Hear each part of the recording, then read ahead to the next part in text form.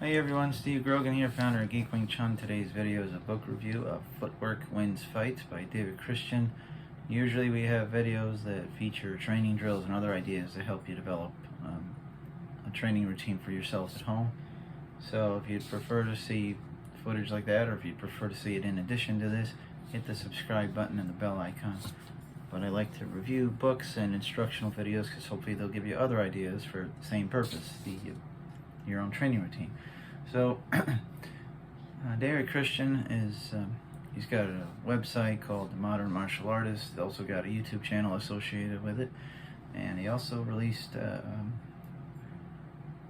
I know of, at least this trilogy of books that I'm going to be reviewing over the next few videos. Footwork Wins Fights is goes back as far as Bruce Lee said that, and I'm sure people long before him said it, which is without footwork there's nothing. Because, and this is something I've said myself, is like, if you're a kicker, you need to use footwork to keep someone in your kicking range. You're a boxer, you need to use footwork to keep someone in punching range. Grappler, you need to go in to be in grappling range. And that's one thing people don't ever understand when they make fun of other styles and say, oh, those don't work because the grappler got right in and dumped them on their back and choked them out. That's because the other person didn't know how to keep that grappler at their range, force them to play their game. So what do we got here? I'm just going through my notes. Pages 3 to 6, he talks about stance variables to keep in mind. Stepping with your heels versus your toes. Personally, I don't know. Stepping with your heels, come down on your heel, you can send quite a jolt through your spine, and over time that puts wear and tear on it, and it's not good. Chapter 1, stance. We're starting with the super basics, right? Chapter 2, stepping. He gives occasions where you'd move your rear foot first, even if you're going forward, because the common rule is whatever direction you're going in, that's the foot that moves first. So if you're moving forward, your front foot goes first. You're moving back, your back foot goes first. But there are times when you'd move the rear foot even going forward. Talks about something called a rebound step, which to me looks similar to Wing Chun's three-angle walk. You're stepping 1, 2, 3.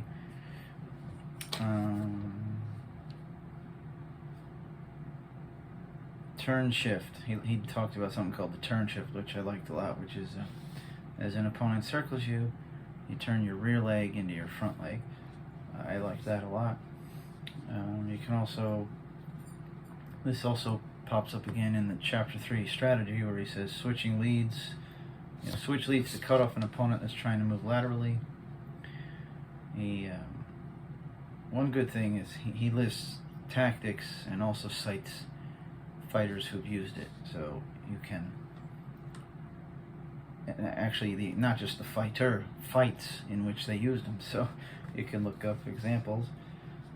He talks about Demetrius Johnson, who does a lot of shifting and guard manipulating. And talk about 4 phases of combat: preparatory patterns, entry, adjustments, and exits. I think exits is an often forgotten one. I know it is for me. I go in there and try to do combos, and then nearly get laid out myself because I don't move. When he's talking about the entry phase, that's when he covers broken rhythm. Adjustments is when like things like changes made mid-exchange.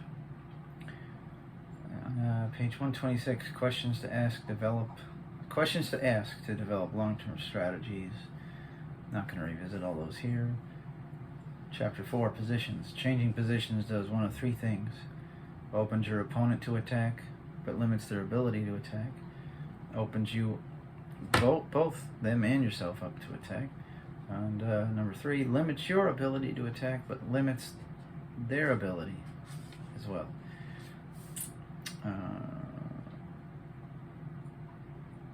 and he goes over some examples. Like, there's a lot of good, well illustrated examples of these techniques and principles and everything.